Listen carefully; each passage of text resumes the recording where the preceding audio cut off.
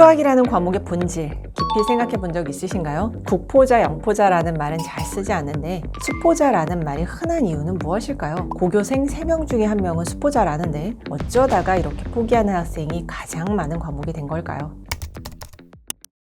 안녕하세요, 분당 안쌤입니다. 오늘은 수학에 대한 이야기를 해보고자 합니다. 아시는 분들은 아시겠지만 저는 학원을 3개 운영하는데요. 그 중에 국어학원도 운영하지만 수학학원도 운영하고 있습니다. 공동 대표가 제 남편이죠. 남편과 이야기를 한창 나누다가 이런 부분은 영상으로 남기는 것이 좋지 않을까 싶어서 영상을 찍게 되었습니다. 수학이라는 과목에 대해서 참 많은 분들이 염려를 합니다.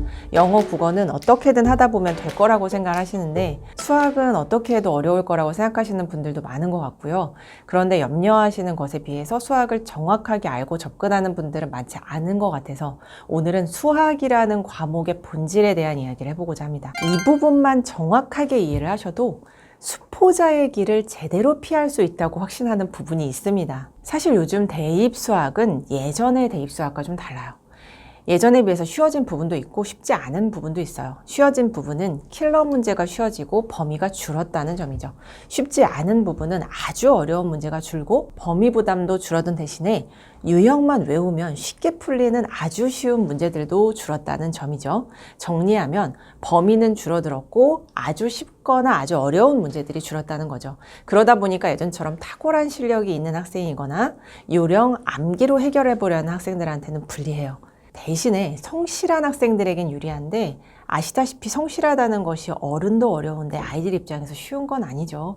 다만 옳은 방향으로 노력하는 학생들에게 기회가 생긴다는 점에서 잘못된 방향으로 바뀐 것은 아니라고 생각을 합니다. 그래서 고3 들어서 갑자기 5, 6등급에서 1, 2등급으로 수학이 확 오르는 경우도 생각보다 꽤 있어요. 이런 학생들 잘 보면 성실하게 노력은 했지만 방향이 잘못된 경우였는데 워낙에 성실하게 노력하는 것이 쌓여 있어서 방향만 바꾸어 주니까 확 오른 거죠. 그럼 어떤 방향으로 해야 하는 것인지 그걸 말씀드리기 위해서는 수학의 본질에 대한 이야기를 좀 드려야 할 것 같아요. 원래 김수학 원장님을 모셔오려고 했는데 워낙 카메라 울렁증이 있으셔서 하도 차일피일 미루시길래 더 미루면 안 될 것 같아서 제가 말씀드리려고 합니다. 조만간 꼭 직접 말씀드리도록 해보겠습니다. 원장님 보고 계시죠? 다 보고 계시더라고요.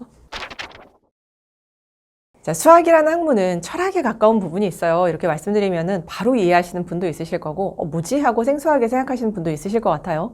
이 말씀을 다시 설명드리자면 수학이라는 과목 자체는 형이상학이라는 말씀이고요. 더 쉽게 풀어서 설명을 하자면 실체가 없는 과목이라는 거예요. 인간의 정신세계, 또 관념 속에서 이루어지는 학문이라는 거죠. 숫자나 도형을 한번 떠올려 보세요. 연필, 필통 이런 것처럼 실제로 존재하는 것이 아니라 우리가 생각하는 것을 표현하기 위해서 만들어낸 관념들이죠. 숫자도 우리의 생각을 표현하기 위해 필요한 거고 도형도 우리의 생각을 표현하기 위해 점선, 면 등을 이용해서 서로의 약속에 의해 만들어진 거죠. 물리나 화학 같은 과목은 형이하학이에요. 좀 다르죠. 본질이 다르죠. 물리나 화학은 세상에 실제로 존재하는 것들을 관찰하고 실험해서 법칙을 찾아내는 공부인 거고요. 그러나 수학은 인간이 관념으로 만든 구조고 약속의 집합이에요. 항상 통하는 진리가 아니라 특정한 조건을 주고 이렇게 하자라고 약속을 한 거죠. 물론 대입을 위한 수학에서 이러한 이론적인 부분을 깊이 묻지는 않습니다. 하지만 이런 개념들은 수학이란 학문의 밑바탕에 깔려있는 본질입니다. 그렇기 때문에 이를 이해하고 있어야 수학을 제대로 할 수 있어요. 수학은 이러한 상황과 약속에 대한 이해, 제대로 읽을 수 있는 능력이 없으면 좋은 결과를 낼 수 없는 과목인 거죠. 이러한 이유로 수학 선생님들은 각기 다른 방식으로 표현하지만 사실은 다 비슷한 말씀을 하시는 거예요. 수학을 잘하기 위해 가장 필요한 것이 뭔지를 물으면 고등수학 선생님들은 모두 다음과 비슷한 말을 하시죠. 수학적 사고, 수학적 이해, 문제 해결력 등등. 이런 것들이 가장 중요하다고 하시죠. 이 모든 표현들의 공통점은 다음과 같은 단어들로 다시 설명할 수 있어요. 스스로, 충분한 시간, 고민. 바로 이것이 철학과 수학이 닮아 있는 지점이죠.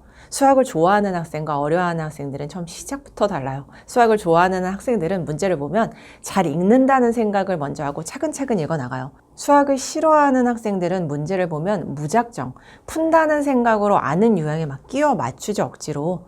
잘 읽어야 읽으면서 생각도 하고 고민도 할 텐데 읽을 생각조차 없이 왜 이렇게 되는지도 모르고 외운 유형에 막 정확하게 모르면서 그냥 끼워 맞추는 거죠.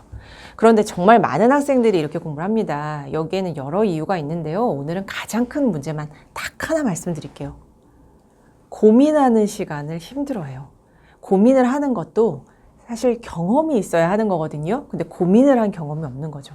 부모님들이 아이들 공부할 때 앞에 앉아서 조금만 틀려도 바로 지적하고 고쳐주고 막 이러다 보니까 자기의 문제를 깊이 볼 생각을 못 하기도 하죠. 근데 이거 진짜 하지 말으셔야 됩니다. 진짜 수학 공부 제대로 하시는 고등 선생님들 중에는 초등 아이들은 일부러 오답 안 시키시는 분들도 있으세요.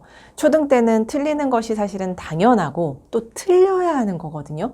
지금 한 문제 더 맞는 게 중요한 게 아닌데 아이가 틀리는 걸 부모님이 못 보고 바로바로 앞에서 막 고쳐주시는 것이 절대로 아이를 위하는 것이 아닙니다. 또 초등부터 너무 많은 양을 끝내야 하고 진도의 압박을 느끼다 보니까 고민하고 사고하는 힘보다는 유형에 맞춰서 좋은 풀이식을 외우는 방법을 먼저 취하게 된 겁니다. 근데 외웠다는 생각도 못해요.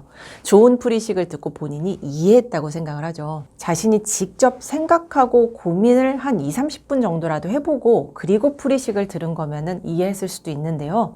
바로 풀이식 설명을 들은 거면 사실 이해한 게 아니라 잘 들은 것일 뿐이고 이렇게 들은 것은 조금만 유형이 바뀌거나 시간이 지나도 굉장히 쉽게 잊을 수 있어요. 그러다 보니까 이걸 안 잊게 한다고 고만고만한 문제로 막 밀어 넣어서 문제 폭탄 속에 또 빠뜨리는 건데요. 이걸 또 뭐라고도 못하겠는 게 중등까지 이런 방식이 또 통해요. 난이도도 많이 어렵지 않고 범위도 사실 그렇게 많지 않아서 이런 막 방식으로 해도 충분히 점수가 나올 때가 많죠. 이게 통하는 게 근데 사실 딱 중등까지인데 그걸 모르고 효과는 또 분명히 봤기 때문에 그 방식을 계속 고수해 나가는 거죠. 그러다가 이런 방식이 통하지 않는 고등 수학을 만나게 되면 이제 팍 터지게 되는 겁니다. 그래서 저희가 사실 늘 하는 말이 있어요. 수학이 정말 어렵지 않은 것이 초등부터 성실하게 교과서 내용 제대로 이해하고 수학 익힘책 그리고 또 70% 이상은 소화 가능한 문제 정도만 제대로 풀려주고 쭉 이 방식을 지켜나가면 당장은 크게 두각을 드러내지 못해도 가면 갈수록 힘을 받아요. 선행을 하지 말라는 게 아니라 현행부터 제대로 하고 여유가 될 때 선행을 하시라는 겁니다. 선행을 못하더라도 현행을 제대로 하시면 고등 가서 절대 수포자가 되지는 않아요. 선행도 무리할 필요가 없고 문제라도 소화가 어려운 걸 푸게 할 필요도 없고요.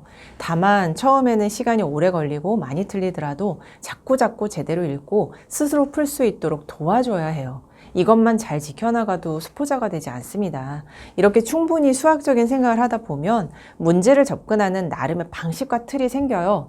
그리고 이런 과정을 통해 문제 상황을 해결해 나가는 경험이 쌓이다 보면 고난이도 문제를 만나도 나름의 방식으로 접근할 수 있게 되고 접근할 수 있는 나름의 노하우들이 생기기 시작합니다. 반면에 유형 암기로 수학을 접근한 학생들은 자신만의 방식도 쌓인 경험도 없기 때문에 조금만 유형이 달라져도 생각이 마비되죠. 그래서 손도 대지 못하는 상황이 벌어지게 됩니다. 3가지만 기억해 주시면 좋겠어요. 1. 현행부터 제대로 하기. 2. 소화 가능한 교재로 하기. 3. 바로 풀이식을 알려주지 말고 아이가 스스로 생각할 수 있도록 시간과 기회를 주기. 여기에 뭔가를 더 한다면 초등 때는 수에 대한 감각을 높여주기 위해 수를 가지고 다양하게 재배열해 보는 거 이런 거 좋은 것 같아요. 예를 들어서 7이라는 숫자는 3 더하기 4도 되지만 5 더하기 2도 되고 8 빼기 1도 되고 하는 거니까 늘 이런 부분을 놀이처럼 해보고 생각하는 건 좋죠. 수에 대해서 익숙해지고 생각을 여러 방향으로 할 수 있게 되죠. 고등학생들을 만나보면 좀 답답한 것도 있고 속상한 것도 있습니다. 참 잘할 수 있는 친구들인데 너무 많은 비용, 노력, 시간을 들이고 너무 돌아가는 경우를 유독 많이 보게 되는 과목이라서요. 오늘은 수학의 본질에 대한 이야기를 드렸어요. 수학의 본질을 정확하게 알면 앞으로 수학 공부를 해 나감에 있어 혼동이 되거나 선택의 순간이 올 때 바른 판단을 할 수 있기 때문에 이야기를 드렸습니다. 최대한 쉽게 설명드리고 싶지만 본질에 관한 이야기기에 다소 어렵게 느끼실 수 있으셨을 텐데 몇 번 반복해서 보실 가치와 필요가 있는 내용이라는 생각이 들어요. 앞으로 다양한 과목들에 대해서도 이야기를 많이 드리겠습니다. 오늘 영상 시청해 주셔서 감사합니다. 더 도움이 되는 영상으로 뵙겠습니다. 감사합니다.